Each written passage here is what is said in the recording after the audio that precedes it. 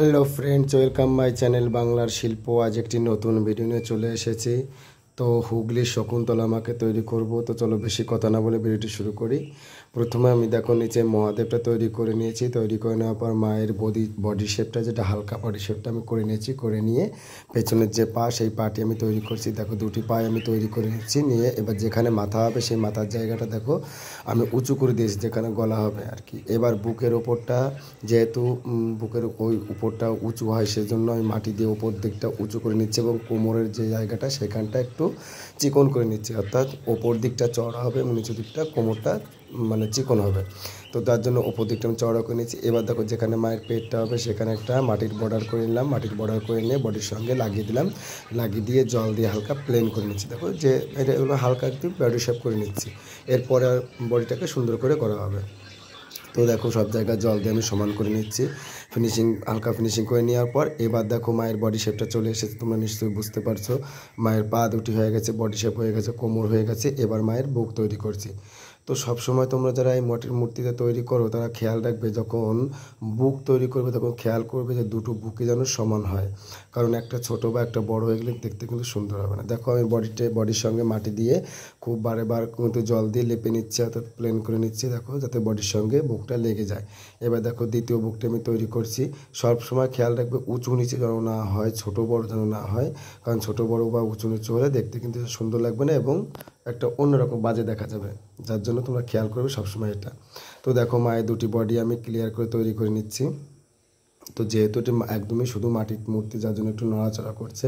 একটা কাঠির উপর দুটো কাঠির উপর দাঁড়িয়ে আছে, যার জন্য। তো এবার দেখো মায়ের বুকটা আমি তৈরি করে নিয়েছি। নেওয়ার পর আমি জল ব্রাশ করে নিয়েছি। দেখো একটা বুক ছোটো বড়ো হয়ে গেছে, যদিও পরে আমি সেটা ঠিক করে দেবো। তো দেখো জল ব্রাশ করে নিচ্ছি। তোমাদের আমি প্রত্যেককেই বলি যে প্রত্যেকটা কাজ করার পর কিন্তু তোমরা জল ব্রাশ করে নেবে, কারণ জল ব্রাশ করাটা হচ্ছে কাজটা ক্লিয়ার হয়। এবার দেখো মায়ের যে ডান হাত অভয় মুদ্রা, সেই অভয় মুদ্রার হাতটি আমি তৈরি করে নিয়েছি। তৈরি করে বডির সঙ্গে লাগিয়ে দিয়েছি। দেখো লাগিয়ে দিয়ে জল ব্রাশ করে নিচ্ছি। এবার আমি মায়ের যে বাম হাতটি, সেই পানপাত্রের হাতটি, সেটি তৈরি করে নিচ্ছি। দেখো হাতটি তৈরি করে নিয়ে এবার আমি বডির সঙ্গে সেট করে দিচ্ছি। তো দেখো বডির সঙ্গে সেট করে দিয়ে ওখানটায় মাটি দিয়ে লাগিয়ে নিচ্ছি। যেখানে কোনো মায়ের হাত এবং বডি জোড়া হয়েছে সেখানে মাটি দিয়ে নিচ্ছি এবং ওপরে স্কন্ধে বা কাঁধের উপর যে মাটিটা, সেই মাটিটা আমি দিয়ে নিচ্ছি। তোমরা তোমাদের মতো করে নেবে। এবার দেখো হাতটি লাগিয়ে নেবার আমি জল ব্রাশ করে নিচ্ছি। যেহেতু শুধুমাত্র মাটির হাত, যার জন্য পাটকাঠি দিয়ে আমি সেটাকে ঠেকনা দিয়ে রেখেছি যাতে পড়ে না যায়। জল ব্রাশ করে নিয়ে কাজটি আমি ক্লিয়ার করে নিচ্ছি। এবার দেখো মায়ের মাথাটি লাগাবো। তো প্রথমে আমি গলা তৈরি করে নিচ্ছি। তো গলা তৈরি করার সময় তোমরা অবশ্যই খেয়াল করবে গলার নিচের দিকটা একটু চওড়া হবে এবং ওপর দিকটা একটু চিকন হবে হালকা। তো দেখো মাথাটা লাগিয়ে নিয়ে এবার আমি জল ব্রাশ করে নিচ্ছি। দেখো প্রত্যেকটা জায়গায় জল ব্রাশ করলে কাজটা ক্লিয়ার হয়। তো আমার এই ভিডিও যদি তোমাদের ভালো লাগে তাহলে অবশ্যই লাইক, কমেন্ট এবং শেয়ার করে দেবে। আর আজকে আমার চ্যানেলে যারা নতুন এসেছে তারা অবশ্যই চ্যানেলটিকে সাবস্ক্রাইব করে দেবে। কারণ তোমরা যত লাইক করবে, শেয়ার করবে, কমেন্ট করবে, তত আমার ভিডিও করার আগ্রহটা আরও বেড়ে যাবে। তো দেখো এই যে মায়ের হাতের যে আঙুলগুলো, সেই আঙুলগুলো আমি লাগিয়ে নেব। তো আঙুলগুলো আমি তৈরি করেছিলাম। তৈরি করে নেওয়ার পর এবার দেখো হাতের সঙ্গে সেট করে দিচ্ছি। সেট করে দেওয়ার পর যেখানে বুড়ো আঙুল লাগাবো সেখানে মাটি দিয়ে একটু উঁচু করে নিয়েছিলাম। উঁচু করে দেওয়া নেওয়ার পর আঙুলটা লাগিয়ে এবার মাটি দিয়ে আঙুলটির যে গোড়ায় যে মোটা মোটা জায়গাটা করতে হবে সেটা করে নিচ্ছি।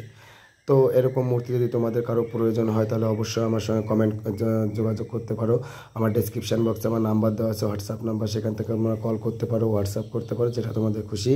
এবং দুর্গা ঠাকুরের যে অর্ডার, সেই অর্ডার নেওয়া শুরু হয়ে গেছে অলরেডি।